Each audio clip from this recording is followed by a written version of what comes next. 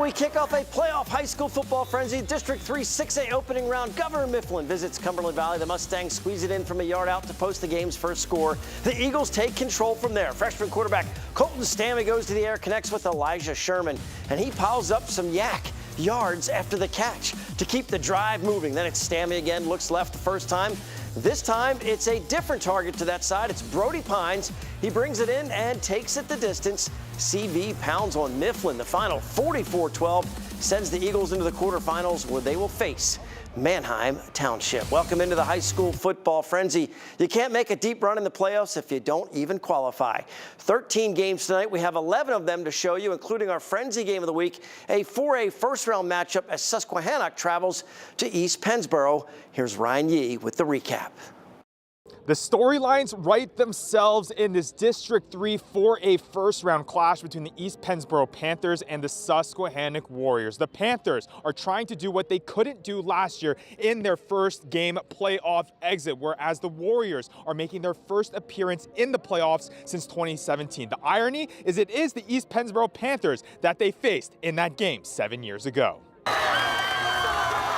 The East Penn student section hyped for some playoff football, and rightfully so, as the Panthers are out of the gate hot, up 21-0 early in the second quarter. And the stout defense that has been carrying them all season long shows up, pass out in the flat to Joseph Fuller, but it's read right away and swarmed by a group of Panthers defenders for a loss of yards. East Penn showing how teamwork makes the dream work. Panthers get the ball back, and on a historic night for senior Aaron Angelo, who in this game sets the new single-season school record for receiving yards, keeps it going. Handoff to Angelo, cuts to the outside and follows his big boy blockers, turns on the jets and gets the open space for a clear path for the touchdown. Panthers keep it rolling 28-0. That's how we would head to the halftime break. A little bit of entertainment brought to you by the Susquehannock Marching Band, and then we're back at it. Warriors defense trying to ignite a spark. Turner Bartlett pass in the flat to JJ Gossard is read like a book by Trevor Odegaard. Tackle for loss, setting up a Panthers punt on the opening second half drive, and they take advantage, making their way within the 5. Pecune snaps the fake pass, rolls out to his right and just decides to take it himself. Dives for the end zone and just makes it inbounds for the score. Warriors get on the board for the first time and make it 28-7. But the Panthers would quickly squash any thoughts of a comeback, make their way down the field for the scoring play, handoff to JJ Gossard for the statement touchdown. The Panthers never looked back and win 42-14 to advance to the next round.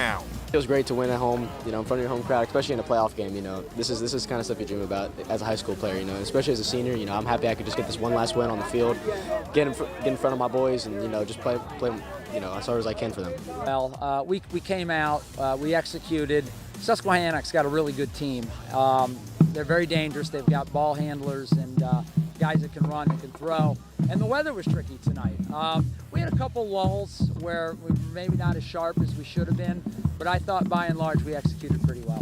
With the win, the Panthers are set to take on the while-missing Spartans next week in the District 3 4A quarterfinals. Ryan Yee, Fox 43. Thank you, Ryan. In Class 4A, 5A, and 6A, a district champion will not be crowned for 3 more weeks. In Class 2A, well, they head straight to the semifinals. 4 teams in, 2 winners tonight advance to play for the title next week. One of the semis features Camp Hill traveling to Lancaster Catholic. A lot of offense in the first quarter. It's 13-7 Crusaders when we arrive. A lot of defense in the second quarter. The Lions in white flush David Stefano out of the pocket. It's 4th down, trying to make a play happen. Owen Grove is there to pick it off. 10 yards on the return, and Camp Hill has the ball. 3rd down for them. Lancaster Catholic's defense puts the heat on QB Drew Brandstetter. He rolls right, no room there. Back to the left he goes, and Zach Dresch eventually puts him on the ground. And once the Crusaders take over, well, they're going to find a way to put 6 more on the board. His name is Brandon Way. The junior running back slides through the defense into the open territory, increases the advantage to 19-7. Lions make it interesting in the end. The Crusaders hang on for the home victory. 27-20 will now play in the 2A championship next week. Up to Cedar Crest, where the Falcons are hosting a district playoff game for the first time in home blue. Hempfield pays a visit. Cedar Crest down 17-14 at halftime. They come back strong after the half. It's Jackson Custer, the long throw to Jack Warrenavage for the first down as he fights for that football. Then it's Custer to Isaiah Zimmerman. They will finish off for the touchdown right here, the open hole, and he runs through it for the score. Then it will be Moore from Zimmerman for the touchdown here as the Falcons fly past the Black Knights. 49-29 is the final score, and they will travel to Wilson for a quarterfinal matchup. Elco hosts for Elco has the ball. Briefly, it's on the ground. Nathaniel Dow recovers it for a fumble. A lot of quick possessions in this one during the first half. Then it's Frederick again, takes the ball, and this time he gets the first down as they're moving down the field are the Raiders. And then Steven Rosado will finish the job, shoves in for a touchdown.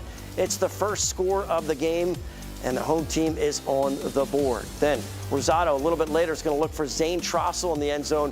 It's going to be picked off by Chandler Stoltzfus, but the Raiders are able to distance themselves for a comfortable win tonight. 31-6 is the final. Elco now plays at Lampeter Strasburg in the quarters. Don't go anywhere because it's only halftime on the High School Football Frenzy. When we return, we'll check in with two more York Adams teams in action tonight, including Biglerville, who gets to host some playoff football in Canner's country. The Frenzy will be right back.